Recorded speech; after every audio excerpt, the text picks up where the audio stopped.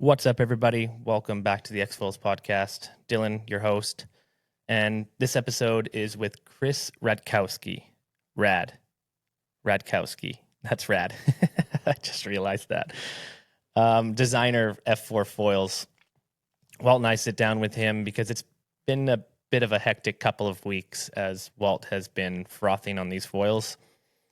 Had a bunch of conversations with Memo and Chris from F4, and then digging into their history, and then having this podcast with Chris, and then getting a shipment of F4 into Puerto Rico to try them downwinding here, an 800 Orca and a 685 Orca. So we're mainly talking about the Orca here, but man, F4 has been around for a long time, and I've known of F4, but haven't really jumped on them. There was nothing in my kind of discipline that I was looking for. I used to do kite foil racing and stuff like that, but I wasn't really into it. And man, talking to them, it's been a little bit nuts. They are on something. These guys they're crazy. Let's just put it that way. So I tried to do a review video with F4 and the Orca and what I'm bringing into the shop, and I just completely deleted it because there's just way too much going on behind the scenes with these guys that I can't even explain. Like, these guys I'm just saying it, they're just wild, man.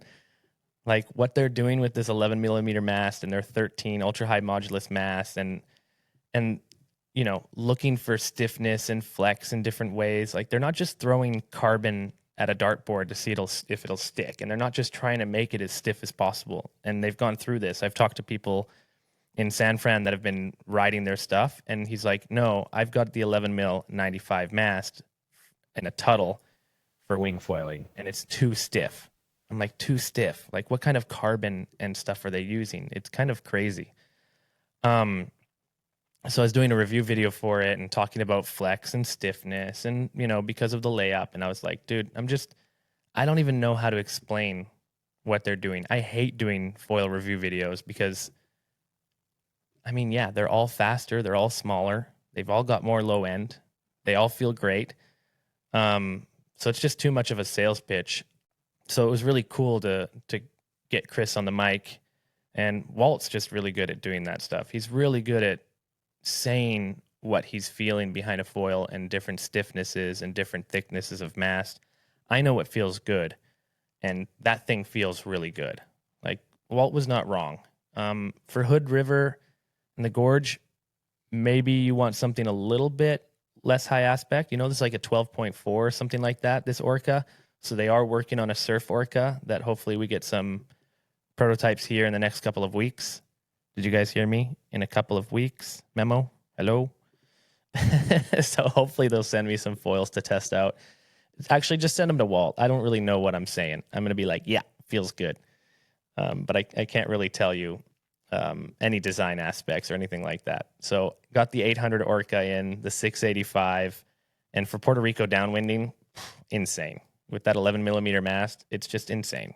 Like, I just can't explain how much low end I'm getting out of it, how much speed and how carvy it is. Just finding the energy is so easy. So really excited for you guys to hear this podcast with Chris. Really cool dude, very techie. Great combo for Walt. So thanks guys for tuning in. I hope you guys learned something from this. I definitely did. If you've got a chance, try them out. They are pretty spectacular. There's a lot of spectacular foils out there, but I think they did land on something special in this downwind-esque kind of surf thing. So really looking forward to the mini Orca as well, or whatever you guys are going to call it. So yeah, thanks guys. You.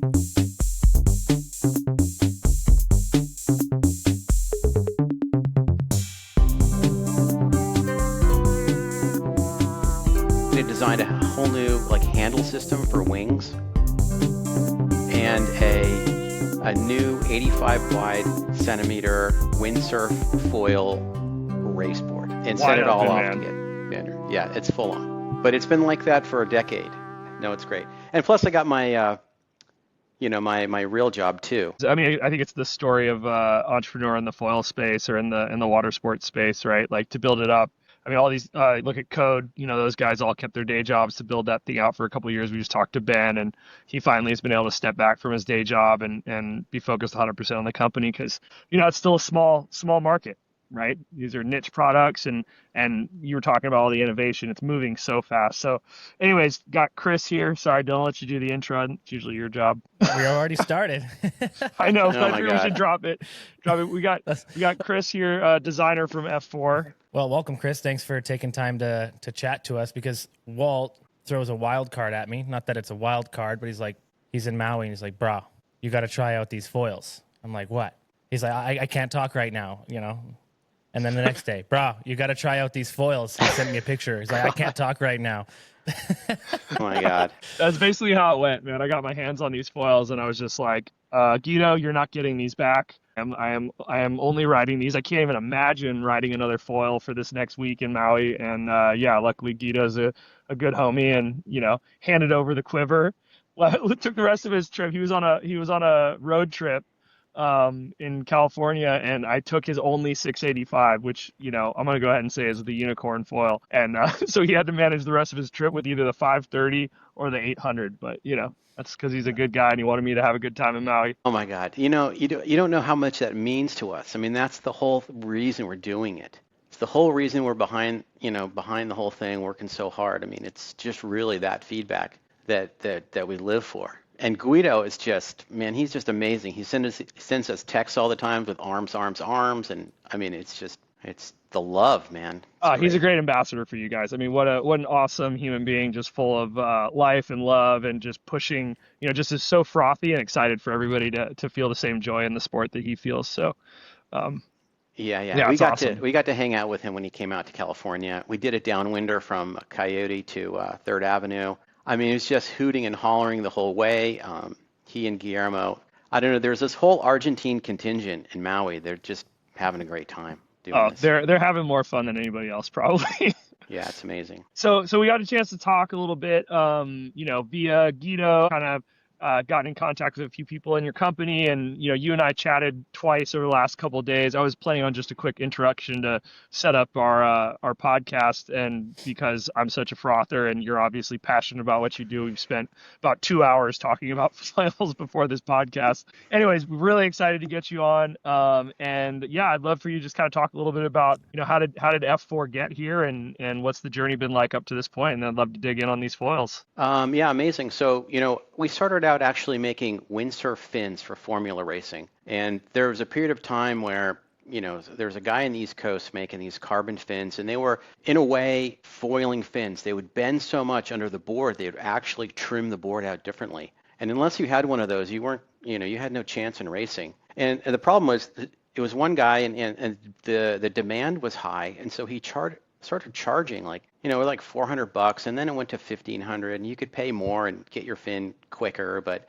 you wound up having to wait months and months, and that just kind of upset us. We thought, well, how hard can it be? Why don't we just try making these ourselves? And so we reached out to this guy Boogie in New Zealand, and he hooked us up with great name, molds, and obviously an awesome dude.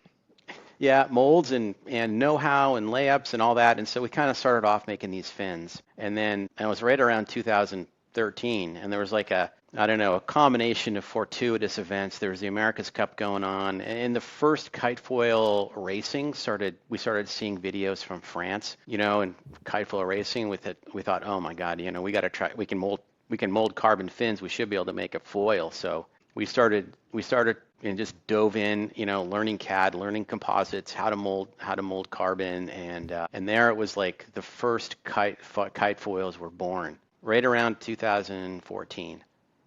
And so, of course, they all broke right away, but but we got something that worked really well, and I don't know, I think Erica Heineken won a world championship on one, and then it was right around that time that we were windsurf racing, and we started developing windsurf foil and started working on geometry for windsurfing, and found something that, it was really kind of a mistake, or a combination of mistakes that led us to the windsurf foil. And then, we started windsurf foiling really, really early on, and it was through a process by which I think Neil Pride reached out to us, and had this idea for a project to bring a windsurf foil to market. And so we sent them a foil. Starboard bought foils from us, and then we learned through that process how different of a foil we had made. It was much longer and thinner, stiff. The wing geometry was completely different, and we started getting all these reports from Maui because back in the day, all these pro windsurfers would go to Maui and train for the winter. And so we started hearing these reports, hey, Antoine Albeau is riding your foil, and it's going pretty well. And there were a bunch of other brands out there, and nobody'd heard of us, but our foil was way better. And so we won, I guess, we won the opportunity to do a licensing deal with Neil Pride, which led to another one with Cabrina and some other projects. So at the time, we were building foils in my garage, and then I was taking on a whole bunch of projects just to get more experience in foil development. So we did everything. We made Starboard Wave Foil Pro product. We did electric foils. We did all kinds of different projects for, just to learn and get experience about, what was going to work and in certain segments at the time. So what's your background for that? Well, I have electrical engineering background, and I did some work in aerospace. So got a little bit of exposure to composites. And then with my partner, Alan, myself at the time, we're both like full on into sailing. And so the progression and how you evaluate, its performance relative to the different conditions, that's kind of all baked in for us. And so, we started there, and I think it's just, being critical of the design and having an idea of where we wanted it to go was kind of something we'd always just had baked in, I'd say. So basically the backbone of this company was focused on racing though, right? That up until recently, like that has been, and obviously we're talking about a downwind race setup too, right? And it's just kind of opened up a whole other landscape. But that's been the backbone. Racing with some exceptions, and we did a bunch of surf projects. We developed a foil for NSP and like I said, Starboard earlier. But it's racing where you really get the chance to understand the nuances of your connections and the geometry and the tuning and everything. Because if there's anything that's a little off, it's almost like you really can't even test it. If there's something loose in the connection or something, the wing isn't the right angle, you know it immediately. And so we kind of learned early on that unless everything was like constructed well and fit together and was stiff, it was almost a no-go. And so we kind of went forward with that mentality, I guess. Did you sell your fins for $1,500 when you started making them? I wish we did. We gave everybody a good deal.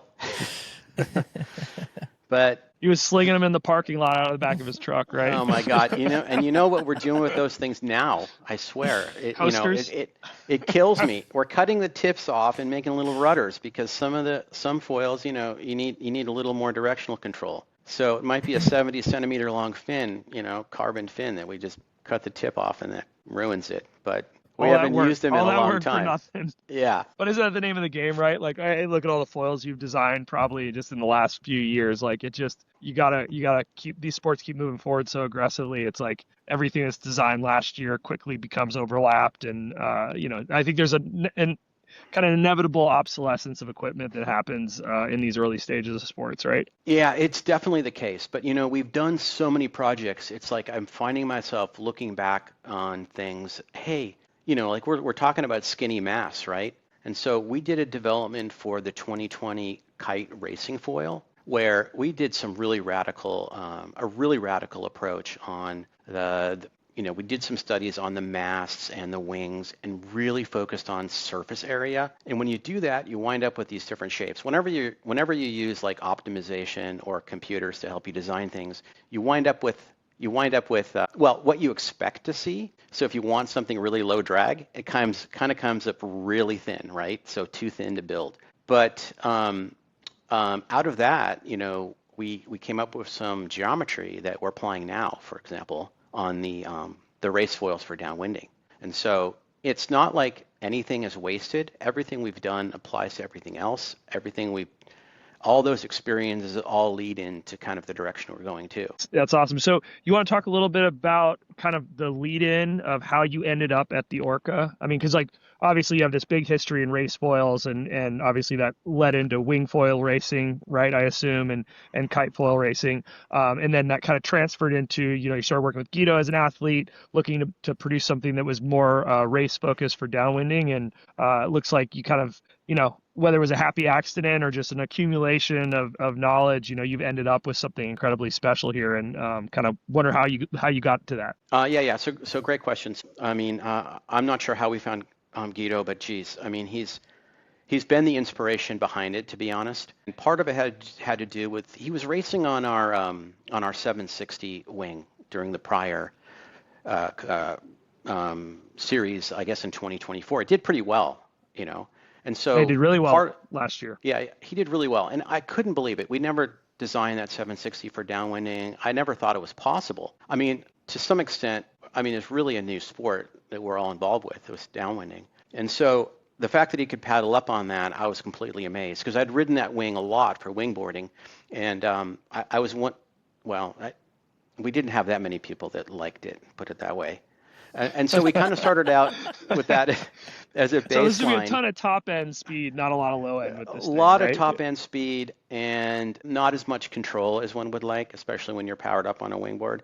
But we had some experience in developing some really high aspect wings for windsurfing, which were also a disaster, because once you'd start turning them, you were not coming back. And like literally pro riders are jumping off their boards because they couldn't control it and stuff like that. So was that because we kind of took those two, too stiff, too bendy and too high aspect, and so you get a big delay, when you kind of go, well, you'd say going toe to heel or heel to toe. So when you're trying to turn the other direction from the direction you're going, the delay is so big that you just, you feel like you have no control whatsoever. So we learned a lot from that, and how to build higher aspect wings that were controllable. And so we took that knowledge and applied it to the development that Guido basically inspired us to do. And so we wound up with something that wasn't so extreme from an aspect ratio, but something that we thought would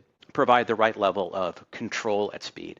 And so we wanted to have something that had amazing low end, and yet at the same time was really fast and allowed Guido to leverage as much of the wave energy in his downwind racing as he could by being able to turn at the right spot on the wave. And so those kind of things were sort of the main elements for the design. And so we're using not as extreme foil profiles in the wing, not an extreme aspect ratio, but a combination of different elements. Well, I think extreme aspect ratio when you're talking about these foils extreme like 16, turn. 19, things like that. The aspect ratio for the Orca is about 12.4. Yeah. So it's a little bit more than the 760. So the 760 was aspect ratio 11, not as much as some of the earlier wings we had made. So we had 580s that were aspect ratio 13 point something, I can't remember. But aspect ratio is clearly your friend if you're trying to develop a wing that's smaller in surface area, but has, a higher lift to glide ratio. So that is a designer's, option. If you want to have a wing that is smaller, perhaps, and less draggy, but still gets up early, aspect ratio is one direction to go. But then you wind up with control issues, especially control issues at speed. And so that's the sort of genesis for the input or the control points for the design of the Orca. Yeah, it seems like a lot of the commercial produced downwind foils were sitting around 13 from last season, right? Like you look at the Armstrongs and the Code foils, and you can kind of go from there. It seems like 12 is we're still getting, at least from the feels on this foil, we're still getting a lot of that extended glide and just that ability to really like harness and connect all that energy that's sitting up at the top of the water and kind of continue to connect wave energy. But it has this incredible ability to roll. And I think that was the thing that really blew me away when I first hopped on it, is just how roll sensitive it was, and just had a nice fluidity about it where I never felt like the span was giving me, because a lot of times I'll say like, okay, you give me a big spanny foil, I start to get more of this like longboarding feel, right? Where I'm like more intentional about my turns, where I kind of got to set them a little bit more and kind of predict what I'm going to turn because the rollover is just not there. This wing, although, 12 aspect versus 13 aspect, not that big a difference, but I feel a huge difference between this and some of the other commercial examples in that same span range as far as like the roll rate. And Walt, to be honest, I'd never heard anyone describe a foil by looking at it and kind of its characteristics physically to how it actually works in the water too. And Walt did that? Walt did that, along with saying that, the industry is going like this, which I thought was really interesting. Yeah, well, hopefully you're getting on right here, and it's still a lot of this going on. Foils. Yeah, exactly. But, I don't know, picking up wave energy isn't something that a designer thinks about really that much. And that could be one of the fortuitous elements of the design because, when you're out there, there is a spot in the wave, and I don't know what it's like, but it's like some kind of hand that just kind of like pushes you up. Totally. And there are currents in the wave that it's a little push. Yeah, I don't know. It's the hand in the wave. And sometimes you flip off the back of your board, but sometimes you take advantage of that to go faster. And so I think if you look at particles and waves, they kind of do this circular motion, right? So there's a current in the wave. And the Orca really picks up that energy more than anything else I've written. Yeah, because I think that's been one of the things I've enjoyed about it is like it gives me, I'm spending so much more time connecting energy via turns opposed to connecting energy via pumps because it has the ability to react quickly. So I'm able to I think that was a cool thing that you said earlier, talking about like how Guido pushed you guys. You're like, well,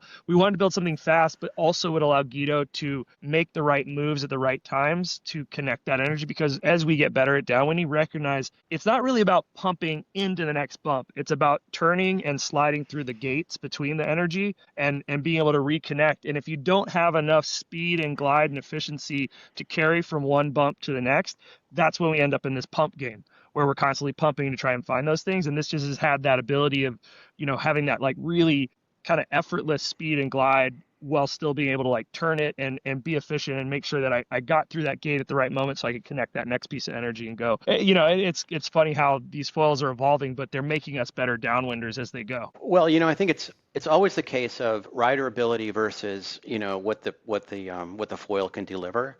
And we've had the experience of delivering high aspect foils in kiting before riders could ride them. But now the skill level is much higher, and I think it's possible to ride these when maybe if we'd introduced it 4 years ago, people would have looked at us like we were smoking crack or something.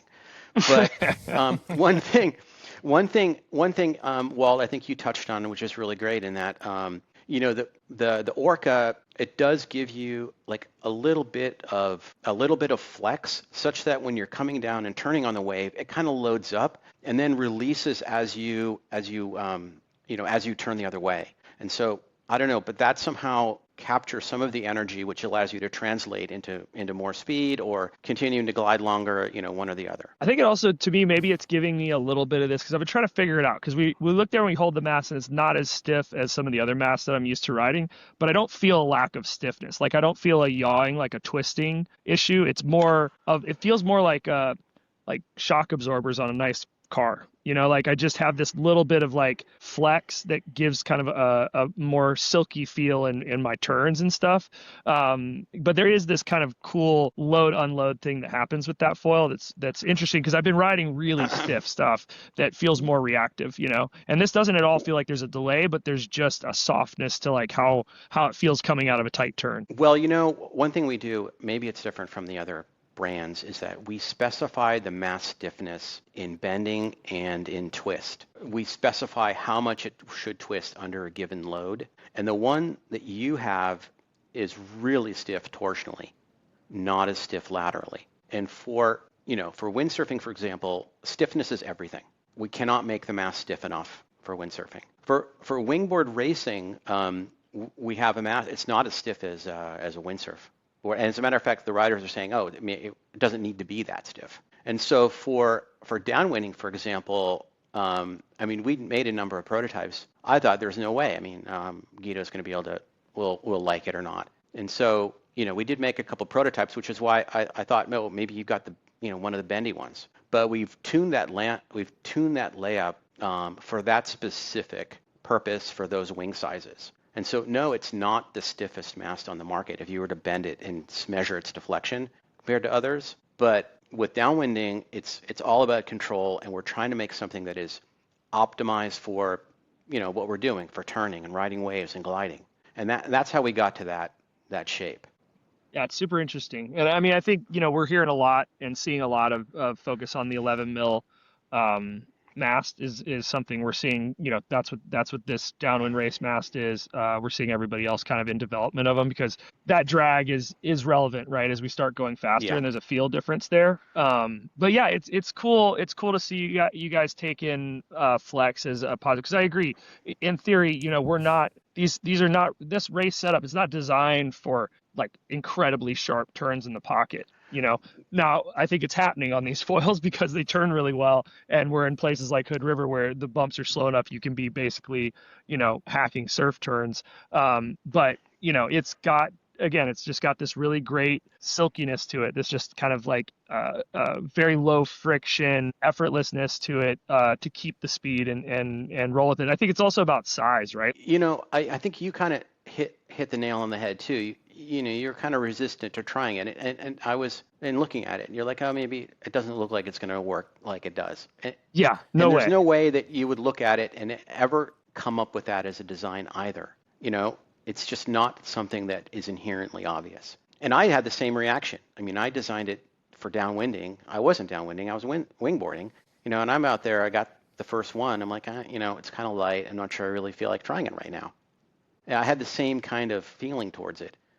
But it was like the instant I got on it, I was like, this is a game changer. And it's like one of these moments in our industry where instantly, like everything else before it became, for us, everything I'd made up to that point was obsolete. I was like, what the hell are we going to do with these wings we have in market now, with this? Because it replaced half of them at least. So with our 1000 wing and all that stuff, I was like, oh my God. You have, there's a moment where it doesn't exist, and then there's a moment where it exists. It's a philosophical thing, right? Where, once you see it, you can't unsee it, You can't unsee it, unfortunately. That's exactly how I felt, Chris. I'm not surprised you guys had a 2-hour conversation. Like, all Walt's doing over here, that's all he says to me every day. It's like, it's so silky smooth, and I'm on such a small foil. It's got such good glide. It turns so well. I can't get over it. I mean, we're coming from like a fairly, we made a 2200. I think I have a pump foil that's got 1700, 1800, 1200, 1100. And even a couple of years ago, we got on a 1000. I was like, oh my God, I can really glide downwind now. But now we're on a 685 that is getting up earlier than that 1000 and is an order of magnitude. It's not an order of magnitude faster. It feels it, but it's several knots faster, which is massive. Huge in the ocean. Water. Yeah. And so, and that's a combination of, the tip size and the profiles we're using and the stiffness and all that. And so, we've learned a lot from developing it, and so. So what is it about these foil sections that's giving us so much low end? Because that's something we've seen across the board. And I think probably all the listeners are interested to understand maybe at a deeper level, like why we're seeing such an evolution, because everybody's achieving this, right? Like everybody's achieving smaller foils with better low end and better top end. I mean, that's been the big jump that I think downwind foiling's given us over the last couple of years is seeing that translate, and now it's translating to surf foils and everything, right? Well, also, what about the stabilizer that it has to do with that? Yeah, It's I want not to talk just the about front that wing, too. right?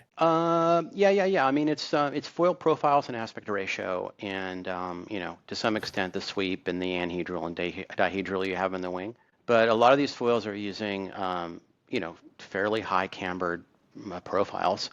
And the camber is fairly far aft in the foil.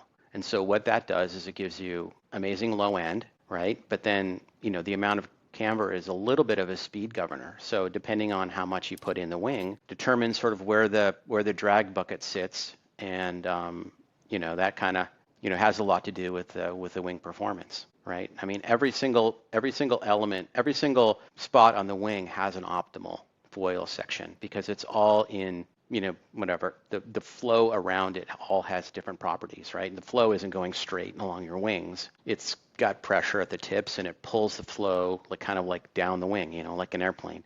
The tip vortices kind of like have an effect on the wing overall.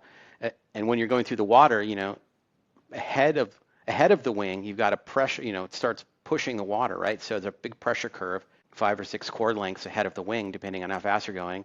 And so there's this big bubble of water around your wing. And so the profiles themselves have a lot to do with, that low end. And you can look right towards the glider industry for good examples of high cambered sections. I mean, some of the wings are, using those exact profiles. That's super interesting. Something I noticed too is something about this foil, and I don't know if it's because of the camber and the section on the front wing. Obviously, that can determine how much the stabilizer plays a role, correct, in the wing. There's just something about the recovery at low end that's really interesting, because I feel like a lot of time with high aspect tails, when you get to the low end of the foil, you really can get to the bottom of the range, and then you can feel that tail slipping out when you're trying to recover and pump out. This has a really incredible ability to you can feel that low end, but it always engages, and you're able to dig yourself out of holes that I feel like on other foils at that same moment I would probably be sliding through and losing the ability to recover efficiently. Well, I mean, it's the same design principle applies to the stabilizer. You want your wing to be engaged in laminar flow at the greatest range of angle of attacks possible. And so we've incorporated profiles that do just that. And so at the very low end, the tail wing is still not stalled. It's still engaged and giving you lift or downward force or whatever it's doing while you're pumping. And that's really the focus for that as well. And so we've incorporated similar profiles. They're quite a bit different for the stabilizer, but compared to the front wing, for example. And that's why you see, this similar kind of feel, like there's, camber or concave in the trailing edge as well. The rear wing is always pulling down, right? So, so having the right amount of force and pressure when you need it is critical. And so the right angle, the right size, the right geometry, and the stabilizer has a large effect on that feeling of remaining engaged or being able to dig yourself out of the critical sections of the wave and keep going. I always think it's a little bit not fair. I should be working or trying harder to do my maneuvers on the wingboard, or I should be working or, it should be harder for me to get over this wave when I'm downwinding and things like that. So I don't know, but but it's pretty exciting. Was that tail specifically designed for the Orca, or is that something that you already have in your range? That one we specifically designed for the Orca. And so what other foils do you have in your range, and when did that start for F4?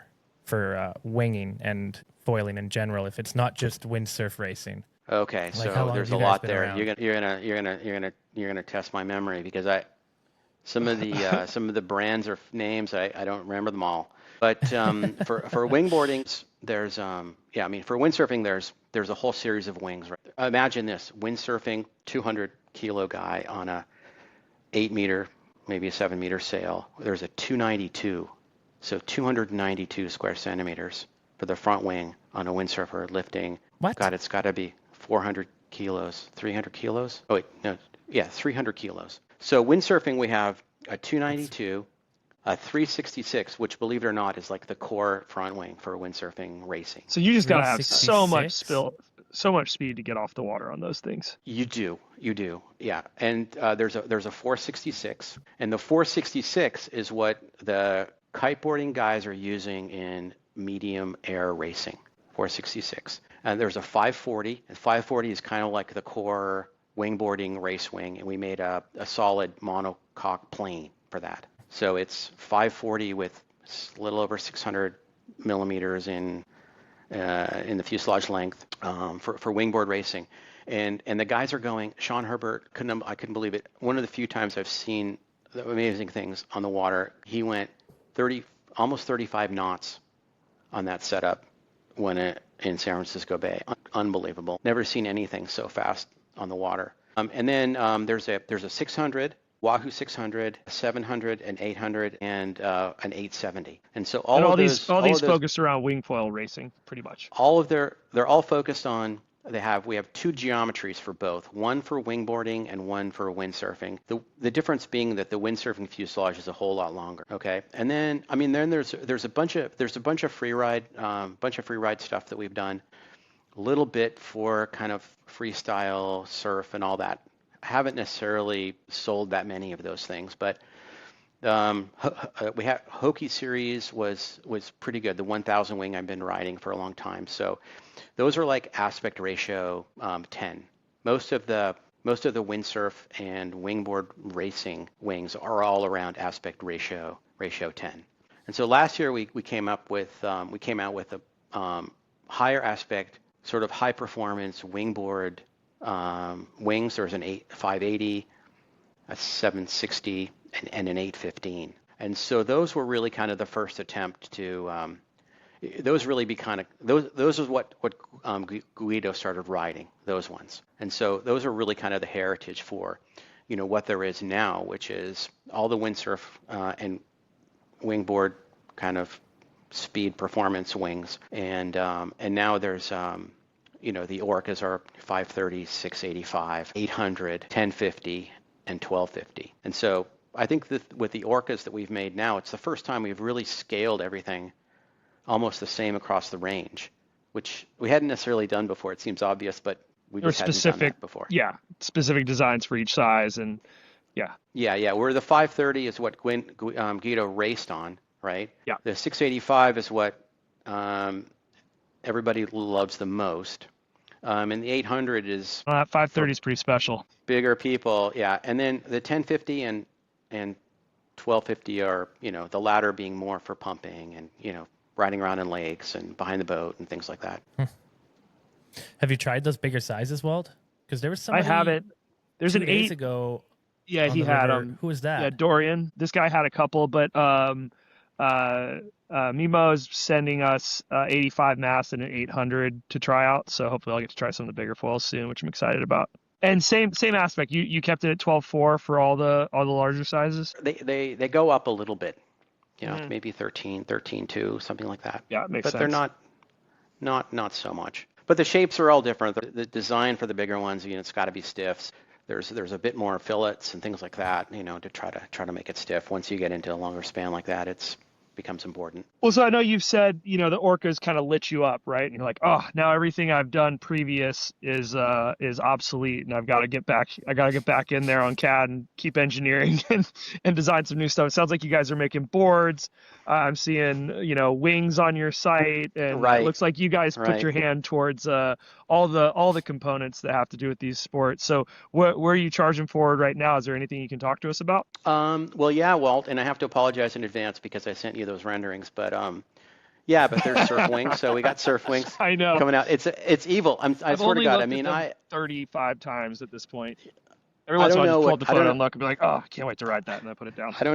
I don't know what it is. I said it was like oxy for the foil brain. I don't know what the right terminology is, but there's something about them. Even with me, it's like I can't look at it too much. I fall in love with it, and so maybe it's a good sign. But I see it in certain people when they look at it. It like translates in the brain. There's like this moment where they're not saying anything, and they're like computing like, oh my God, I want to ride that, or oh my God, I gotta ride it, and those renderings do just that. And so for the obsessed person, the way that the renderings come out, it's like this deep experience you kind of start to form with this thing, with this foil wing, and it's related somehow to the feeling of it. And it's really funny, but it's a real thing. And I have to caution people, hey, don't look at it. If you can't handle it, don't, just beware in advance. Pandora's box, you may be compelled. So I'll send it to Memo, and he's like, "Oh my God, I can't stop looking at it. Oh, we gotta get one. We gotta try it. Geez."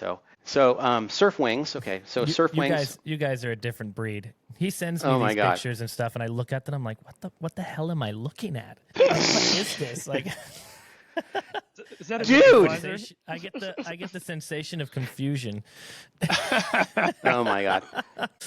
See, Dylan's problem is he can ride anything you give him, so it's like sometimes he's incredible feedback, and sometimes he's not because it's like everything feels good to him. So Well, that's not true. All right. Well, I sent you the surf wings, right? So there's we've taken orcas. They're kind of like mini orcas with a little bit more sweep, and the dihedral is different, but the principles are the same. So incredible low end should pick up the wave energy in the same kind of way, but in a plan form that is shorter in span, so you won't have as many breaches when you're turning hard and things like that. So, should be amazing. And so we'll just start out with a couple sizes in those, and then working on the next generation Orca, because unfortunately, you're only as good as your last wing, even though it's great. I mean, I'm sure that the industry will respond. Not sure how they'll do that yet. The Orca is not easy to reproduce, but I have to come up with the next generation of Orcas. So I've been working on that, and then we've got boards and wings. So I've designed all of it. nice, man. It's a lot going on. I got a Parawing. We got samples of Parawings coming, and geez, I mean, we've got just updated all of our hand wings, right? So like I said. I think I said to Walt, my day was spent designing new handles and boards, right? So new handle system, new materials, new updated designs for all of our hand wings, all the way through the range.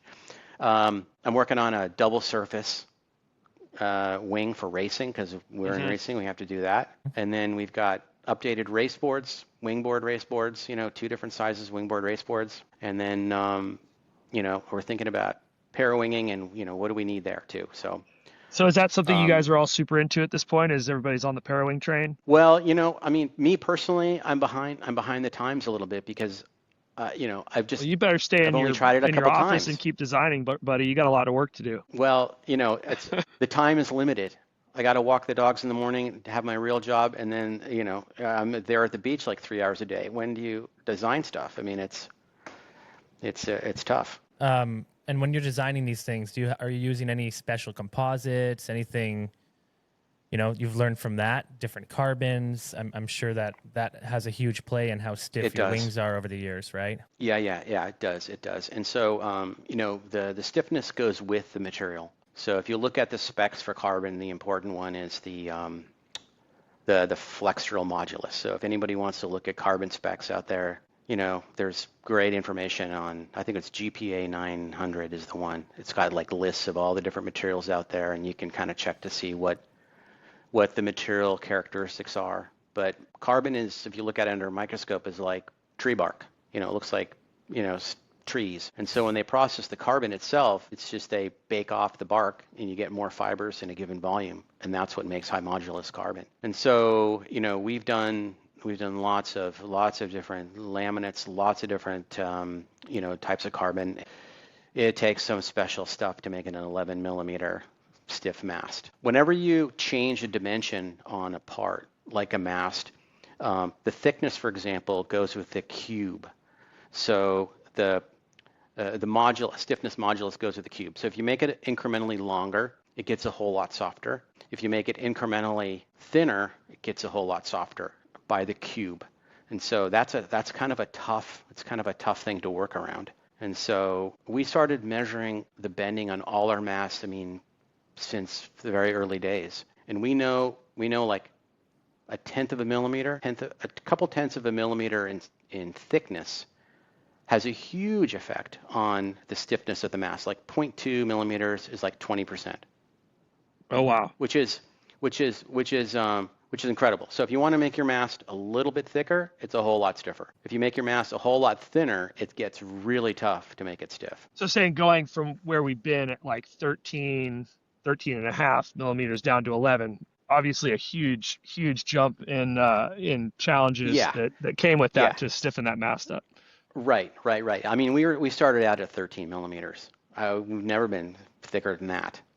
Mm. But to go from that to thinner is really tough. So how are you handling that in the expansion? Because right now the downwind is only in the 75, right? That's what I'm riding currently.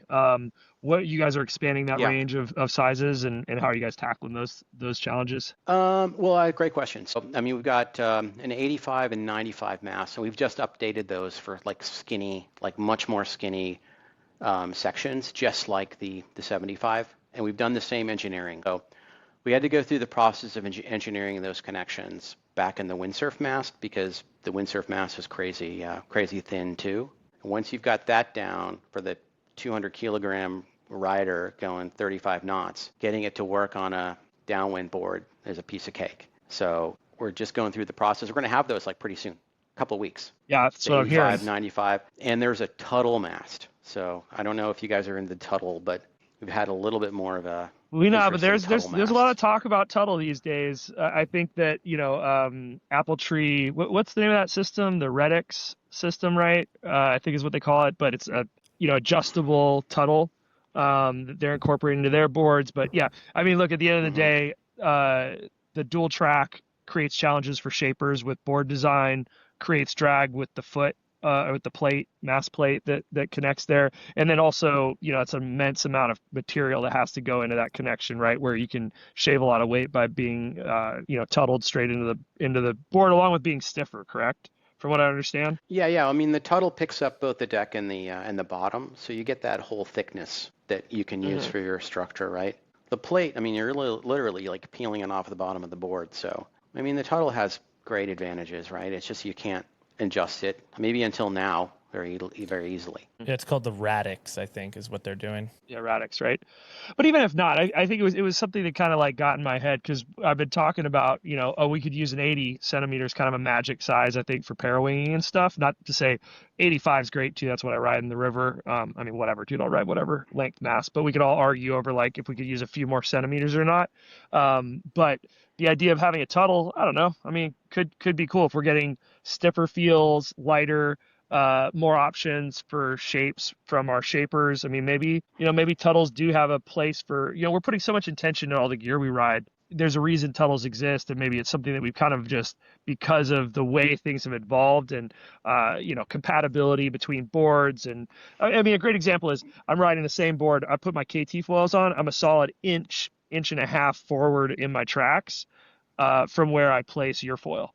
Right. That would be very difficult with a Tuttle board because now all of a sudden my stance is all over the place and I'm losing my optimization. It's kind of like you got to optimize the whole thing to work together, which is probably going to be your pitch for why people should be riding F4 boards just move your foils. Just you have to move your feet. Yeah, just shift your weight a little further forward. So, whatever. This is coming from the guy who always moves my mast because he can't move his feet. So what's up with that, Dylan? Well, I can't stand that far forward. When I did mention it, I don't know, I got kind of a violent reaction. I think Guido had kind of a violent reaction to it. So to the Tuttle? To the Tuttle. He's anti-Tuttle. I'm kind of grooving with it, man. I kind of want to do one now. I almost texted Frank and was like, Frank, you need to make me a Tuttle board. Just squeeze the Tuttle and it fits perfectly right in between the tracks. Yeah, right. Do the dual Tuttle and track system. Yeah, that is pretty cool. Yeah. So I'm just saying it may be controversial, but I'm saying maybe Tuttle's the future. You notice the Tuttle if you're trying to get going on a small wing, really small wing, a plate is a massive drag. And so it's like if you're on a wing board and you're trying to get going on a small wing, you have to get going so fast that plate drag holds you back, and there's a point where you just can't get going on it. So when Guido's downwinding the 430, he's gonna start being like, "Damn, man, I wish I had a Tuttle." Yeah, well, the Tuttle might make the difference for him on that. So how did you end up? So smallest. There is a 430, by the way. There is one. Oh my. There is one. he's like you're screwed, Walt. Yeah, well, I know. I was feeling pretty good about myself with that 530. That 430 might be a whole other. I might have to level up for that thing. It's all single. It's a one-piece 430. The whole thing, the stabilizer and the front wing are all one piece. Oh my god, that's gonna be sick. The monoblock is sick. Mm-hmm. It's like 60 centimeter fuse kind of setup, or yeah. It's the wingboard. Wingboard guys are racing on it, but it's got incredible. What can I say? It's got incredible low end. You can get going on it. Mild. Yeah, I mean that's been the biggest improvement in the newer generation of foils is this incredible low end without being like too pushy, right? And exploding on you, like somehow being able to give you the low end but not blowing up on you at high speed. Getting some drag but not blowing up. I think that's just been a big key to unlocking, everybody's kind of surf potential. Well, there's a thing where, I mean, almost any wing lifts, and if you're going to go like, I don't know, 20 or something, almost anything will do that. But things start to get dicey when you start going a little faster. And so I think once you realize that, like the Orca, I think Memo is going 27 knots on it. On the 530? Knots. I'm like, on the 685. Oh my God. And so, that's crazy. And it's like, I'm like, Memo, that's, if you want to go fast, ride the Kite race foil, or ride the wing race foil, the Wahoo, we call it the Wahoo. Ride the Wahoo. Because the funny thing is the Orca isn't really for pure speed. I mean, it's for turning and low end too. Well, it's got some DNA in there that obviously makes it go fast. Yeah. I was trying to crank up wind on it. That 75 Mast was holding me back in the river. I was like bombing over bumps like this, and I was like, oh I know. God, hold on. Bend your knees. Oh my God. Yeah. That is the challenge fun. with sailing, because I was experiencing that same thing today, right? Where the bumps are getting big enough where I'm like, really got to use the legs as shock absorbers to get over it and make sure I don't tip breach. Because when you're loaded up on that pair of wing, you're leaned back pretty hard on that foil. So you already got one wing sticking up. It'll be nice to have these longer masts, I think. And not to say you guys aren't already making longer masts, but they're your standard mast, which is the 13, but incredibly stiff from what I understand. Yeah. But there's we've applied the skinny tech to everything. So you can get the standard mast now, but the skinny ones are coming. Yeah, hold off for the skinny. Hold on tech, for skinny. Walt. I'm Hold holding on for skinny tech. He can't control himself. It has been such an awesome summer of gear, man. There's so much good shit out there right now. It's epic. The Orca was just the cherry on top. I was already having this just like mind-blowing summer of like new gear, new feels, new frontiers, and then I got on the Orca and it just opened up another. It was kind of like when I got on code for the first time. It's just all of a sudden everything felt 10% easier and I was 10% better. I think that's what we're looking for our gear. Now, whether that's true or not, maybe it just felt like that. But it's the feels that matter, right? And I think that this thing just has good feels. That's hard to design for too, I tell you, man. I didn't even consider feel in the profile design, to be honest. It's all about the feel. It's not a factor. It's not a feel. The feel. That's it's not an attribute you have It's there. a fortuitous result of the overall thing, right? Yeah, exactly. I don't even know how to define feel. Yeah, I don't think know there's how an to define intuitiveness. There's an intuitiveness to certain foils, right? Where they give you performance in a way that fits within your boundaries of skills, right? Like where you're able to tap into it and interact with it in a way that you are leveraging all of the skills you have without sacrificing too much. And sometimes foils are over your head or too rudimentary where they're not giving you what you need. And I think, this one just kind of checks that box for, I think people needed a reliable and something that really was high performance. I mean, everything about this feels high performance. I'm sure I start putting the longer, bigger stabs on and stuff, and it feels a little different when you extend that fuselage. But, it's a 135 tail. It's not a super small tail. The fuse is short, 60 centimeters. It's not incredibly short, but it feels very tuned in and really reactive, which, I think that's what riders are looking for as they progressed on downwind and all these things. They're looking for equipment that is really high tuned and high performance, because a lot of riders have gotten to that place where they're ready to ride that. Whereas maybe you handed me this wing 3 years ago and I wouldn't have known what to do with it. Oh, I can tell you wouldn't. Yes, Walt you were there. You ago. saw me 3 years ago. No way I could handle this wing. He's progressed a lot in the last couple of years here. You know what? It's so easy to ride. That thing is so easy to ride. It's scary. I mean, it's opened the door for downwinding for a lot of people, I think. Especially the 800. That thing is like a no-brainer. Yeah, I'm excited to try that thing. How do you ride? Like, what's your setup? What tail, fuse length? I ride the 685 with the extra short 130, 135. Yeah, so the same thing. And then on the That's what you're riding.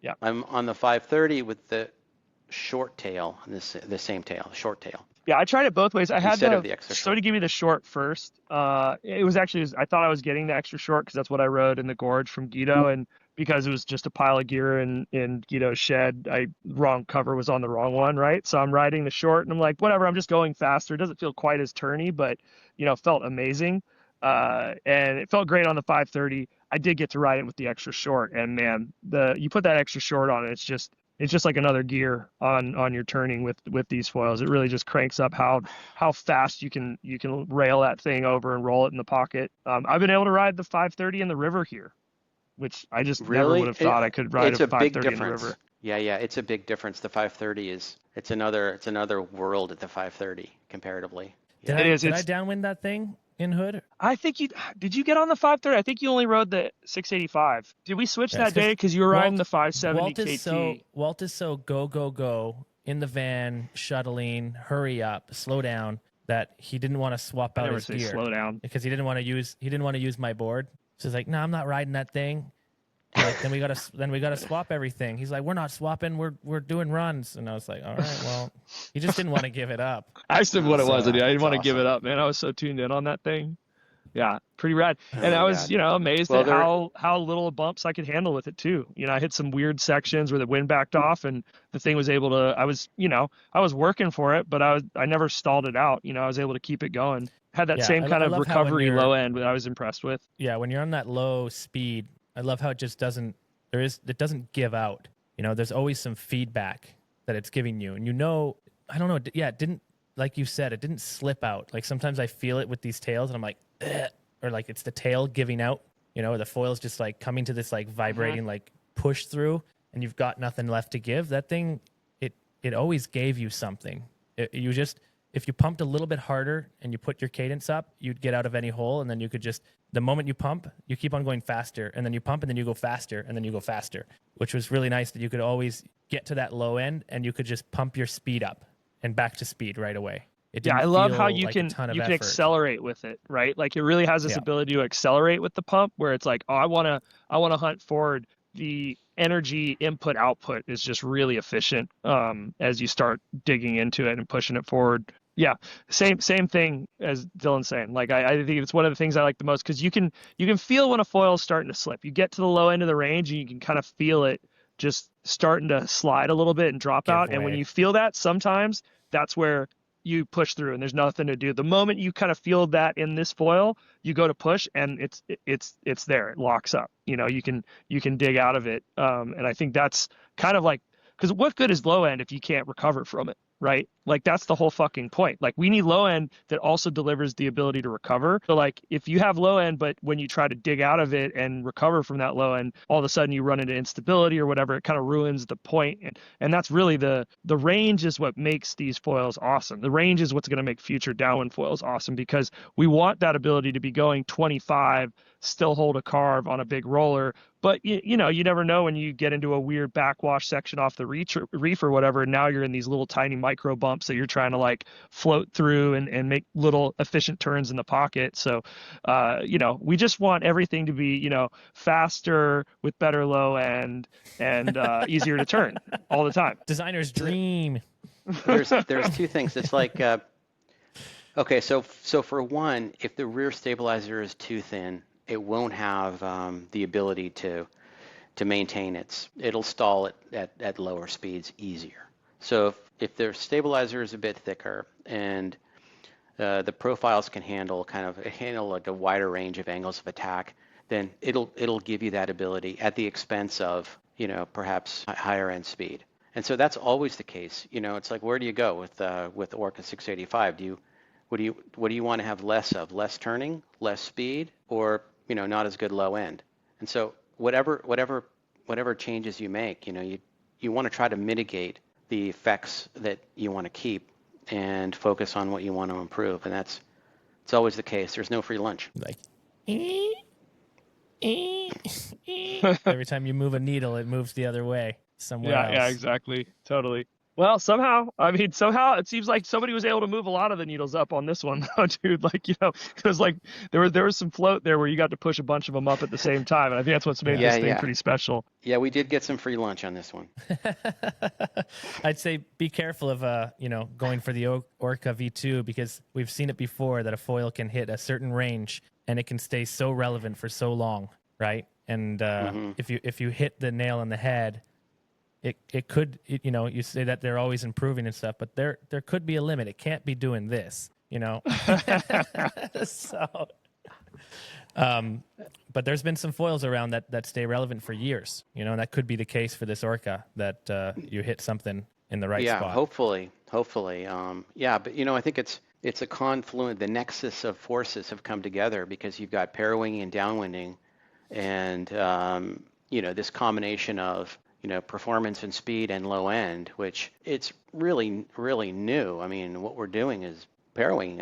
It's only really a few months old, or it's matured to the point where there's enough momentum behind it where it's just really brand new. And so, it's exciting to be kind of involved in, developing something that's new. I mean, who kept saying like, in 10 years, what are we going to be on? I mean, it's, is this it? Are we going to have some other new thing coming? But it's At this point, I think we're all exciting to betting kind of on be new at this- stuff. Yeah, Always new new. stuff, but whole new sports. I mean, we're talking about a whole new thing. I mean, downwinding crazy. itself, just man, it took a gigantic boost. I think just this year. A huge. And parawinging is opening it up in a whole new way. I think any of us who are deeply involved in these foil sports and are playing in the ocean, I think there's kind of, downwind foiling there's a purity to wave riding that's really magical, and obviously racing is kind of its own thing. Like racing's a different sport, but when we're talking about using energy in the ocean, I mean, there's just something so pure and kind of apex about the whole downwinding experience, and it's just cool to see the gear getting to a place. Parawing and foil, right? Parawing giving us the ability to get up on foil easier, get out to the wind line and have better angle of attack on the downwind runs, and allowing us to get up smaller equipment that's going to give us more speed and ability to read and navigate, because now we've all spent 2-3 years learning to read and navigate the energy in the ocean. So now we've got the skills to read it. We've got to have the tools to put us in the right place so we can now open up this kind of new frontier of downwind foiling. And I think that's kind of what we're seeing this year via new foils, parawings, smaller boards, and more shredders. And we're taking more risk. We Yes. want to go harder. More risk in terms of what, like running into things. More risk in getting falling. stranded out there. I did Oh, not yeah, want to taking fall more- no, on a great sup point. board. I Yeah, did 'cause not you have want to get fall back on a up. sup. Like I spent all year trying to get up, and once I'm up, I am staying up. So I don't care how hard and how high my heart rate is. I am staying on that foil. But now we're relaxed. We're at 90. Our heart rate, and we're just shredding turns. And they're like, if I fall, I fall. I just pop back up Throw again. it up again. So we're getting more yeah. critical on what kind of foils we can ride, and I think we're being more specific in that range of, we do want the glide, but yeah, we're trying to be a little bit more critical in those sections where we feel like we can play around. And it kind of the parawing kind of lends to that because it is easier to get up. We're on a smaller board as well. So this next evolution of foils that we're all chasing after, and it is, I thought it was just us, me and Walt talking to each other, but everybody's looking for that, and everyone's putting Yeah, something awesome. out. I just saw some new ads today for some foils that are coming out. Like that's the next section of foils that these riders are looking for. Yeah, it's amazing. Yeah, it's Yeah. interesting too, because like the parawing, like you were talking about, it takes all of that inherent risk away of falling, the fear of like, oh, am I going to have enough gas in the tank to paddle back up? And when you do that, how do you progress? You progress by pushing up against your limits, right? Pushing up against the edge of control and trying to find your way back from that. And if you're in this place of constant fear, you don't really learn how much you have to give, right? Like, so now that we're surfing harder, we're pushing faster, we're turning harder, it's kind of opening up this better way of reading the bumps, right? Of surfing through the bumps, of connecting energy in a really fluid way that I think you kind of didn't really, it would take you a lot longer to get there without the parawing, because you didn't have that ability to like fall over and over again, figuring out how to do it, because you'd be safety surfing. You'd be pumping when you probably should have carved on a sup, right? And I think that's You're right. super cool. This Yeah, photo look at is that, dude. awesome. Doesn't that get you excited? Look at how shiny it is. I know. Look at the little carbon fibers. That's funny. That's all you get to see. I do wanna Everybody. ride Yeah, no, Go on that to makes a YouTube. You lot get to of- that see- makes a you lot get to of see sense. 3 inches of the fuselage. That's all you're getting to see. Oh my God. I knew You it was can private. you can see the whole thing. It's it's something that's we've already ordered the mold. It's already production. So we'll be seeing them pretty soon. I mean, what could you tell from a picture anyway? Everything, I can tell a Dylan. lot That was from the a point. No, yes, you guys, you can. I'm like, as a designer, you could look at a photo and be like, I'm copying the shit out of that. Like, come on. There's a lot in there that you can't see in that photo. Yeah, you can. I mean, if it's the right angle, you can get the outline out of it. But that's Send about me it. more angles.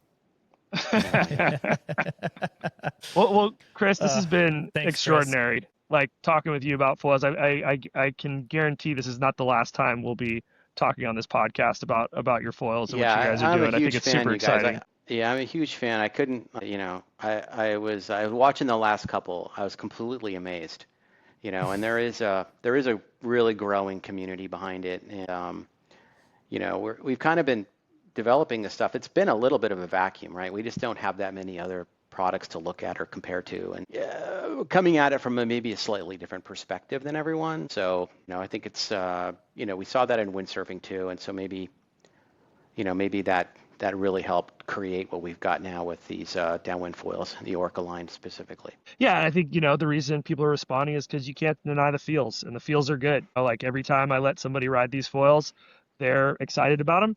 I'm not going to say there aren't other foils out there that are also really exciting and give you great feedback and feelings, but this is compelling. And so if you haven't had a chance to ride an F4, you see your buddy with one on the beach, I would go over there and beg, barter, and steal to hop on that thing and feel it out. These are direct from you guys, right? You guys don't have any dealers or anything. Yeah, no. We've tried to establish a distribution like that, but there's a lot of pros and cons both ways, and now we're just selling direct. It's through our website, www.f4foils.com. It's complicated setting up a website, a single one that serves the whole world, because you got to handle multiple currencies and you got shipping and stuff. So we have to design the products like that so they can be shipped. It's a little bit different. So, but that's what enables us to deliver something which is, really compelling from a value perspective. I don't take any money I'm not gonna sit on some old stock. All of a sudden, the Orca comes out. You're gonna sit on the old stock if you think it's good. Yeah. So we take all the risk, but then again, that has challenges, right? So we tend to build in smaller quantities more often, which on one hand gives us the ability to rev the design if needed. On the other hand, limits our risk of having stale inventory. So that's just the strategy we've taken, and it's got its pros and cons. Clearly we're not in shops and stuff, not very many, but so are you in any shops right now? I think we're at is Wet Feet a shop? Yeah, that's in Oahu. Yeah, so I think we're either in Wet Feet already or working with Wet Feet. Yeah, good shop. Yeah, just like Kite Puerto Rico and One Surf Shop. We're great people. That's right. Who sponsors this podcast, by the way, Dylan? Hit us up, Dylan. This is sponsored by Kite Puerto Rico and One Surf Shop. Order foils from people you trust. You can trust me. I'm on the interweb. All right. Hit us up. Thanks, Chris. This is great. All right, guys. Thank you so much. It's a pleasure. Huge pleasure. Thank you, man. Cheers. Thank you. Cheers.